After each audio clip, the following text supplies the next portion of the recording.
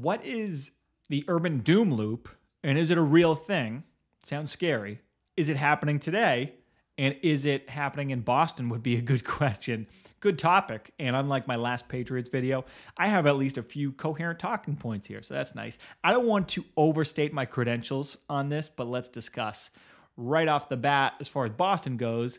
My guess is that Boston is less at risk of this than a lot of other large American metropolitan areas. I believe Boston is really, especially in housing, poised to explode in the coming years. I think we're in a very unique market.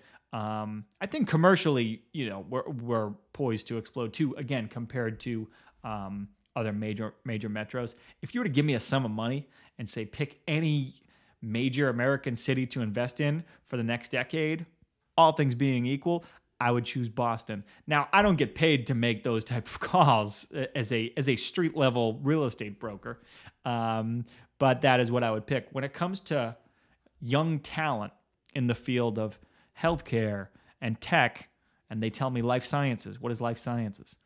Boston has the pipeline because it has the schools. The top companies want to be here for talent acquisition purposes. The schools themselves are big business. That's the biggest business of them all.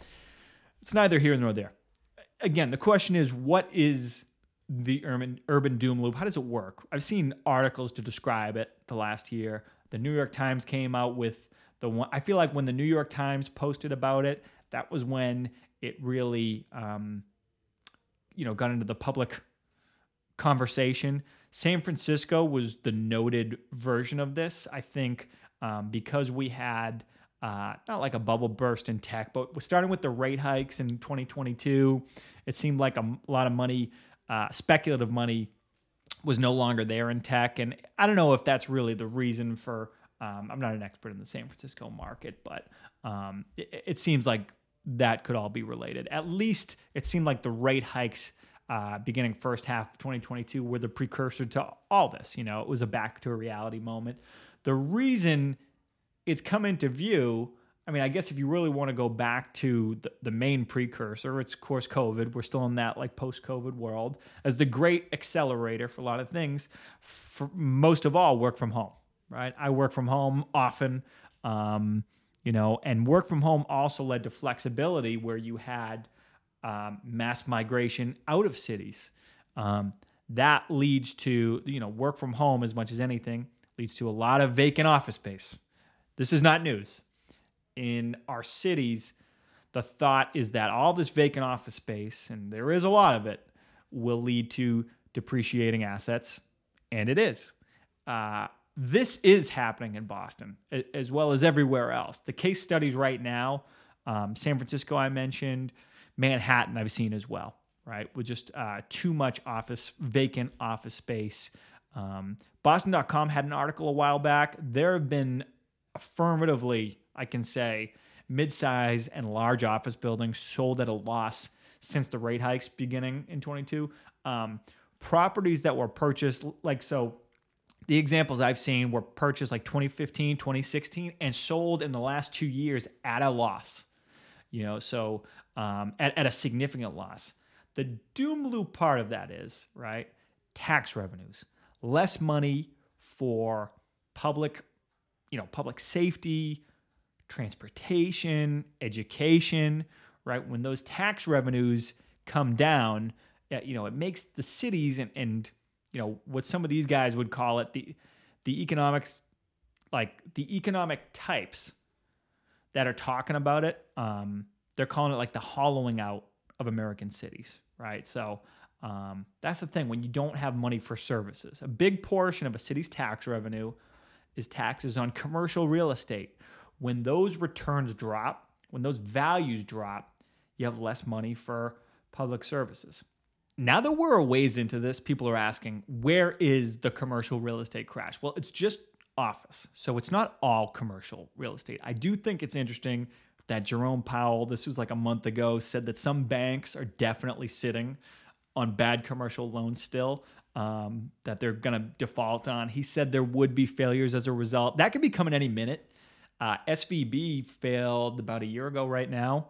The guys I listen to, who are a million times smarter than me, seem to think the crash has happened. The reckoning has already happened. Values are way down. And with that statement from Jerome Powell, that statement is sort of priced in now, right? There is a lingering open question about office space being converted to residential units. I'm in favor of it. Let's get creative. We need the housing. Let's push for that type of development where we can get it. I watched 60 Minutes, I think 3 months ago. You know, there was that whole, basically in 60 Minutes, right? If you were to watch it, one of the people they profiled was this guy who was buying an office building in Manhattan. And they were talking to him and they asked him plainly, what's your plan for this? Asking what type of property. And he just responded, anything but office. So that should tell you the whole story. A note I put here, what's the outlook for Boston and cities in general? I purposely wrote the note that way because it's not the same answer. It's sort of two answers. Boston's red hot. It's the nation's hottest housing market right now.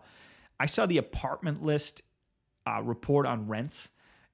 Again, we're talking about housing now, not commercial real estate.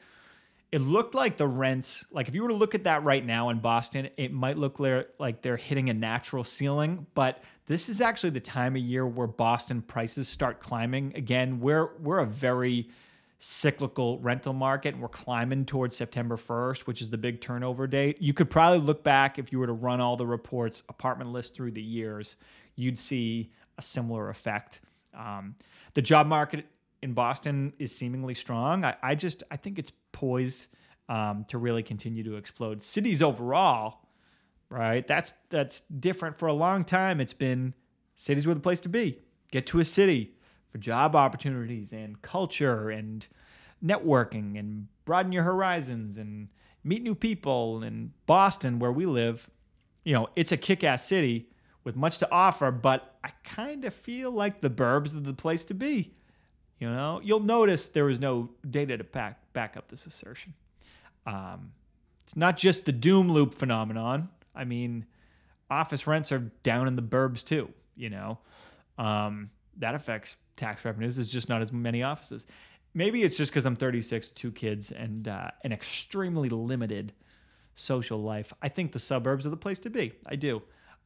With the ascendancy of work from home, I think that's kind of the way things have turned the last few years. And when I say the place to be, that's very abstract. Okay. With our cities, I think the term doom loop is obviously strong, right? It's scary. You almost feel like a lot of the times with real estate agents, we're very concerned with like steering, redlining. We never want to say the wrong thing. Like you don't want doom loop to be automatically associated with something like crime. That's not what I'm saying at all. But you do have to figure there is this like deflationary effect that's hard to control. When tax revenues go down, either the tax rates get cranked up or the services go down. The services are fewer. There's less of them. So that's the part that's like, how do you regulate for that? What does that mean in a city, for social services, for police, for roads, for subway systems? So just a thought. And again, I think if there's one thing I'd like you to take away, if you're local, if there's one thing I'd like you to take away from this video, it's not really anything about the urban doom loop threatening Boston. It's a conceptual thing that goes for major metros across the country. I think Boston, like I said, is really poised in a unique way I think it's going to keep blowing up here over the coming years. I suppose that's all I have to offer on this topic at the moment. Do you have any thoughts on this? Hit me with a comment below. This has been another edition of a little bit I like to call Local Man Does Podcast. I don't know where the line is between regular videos and video podcasts. Getting a little blurry there, but I'll figure it out bit by bit. Thanks so much.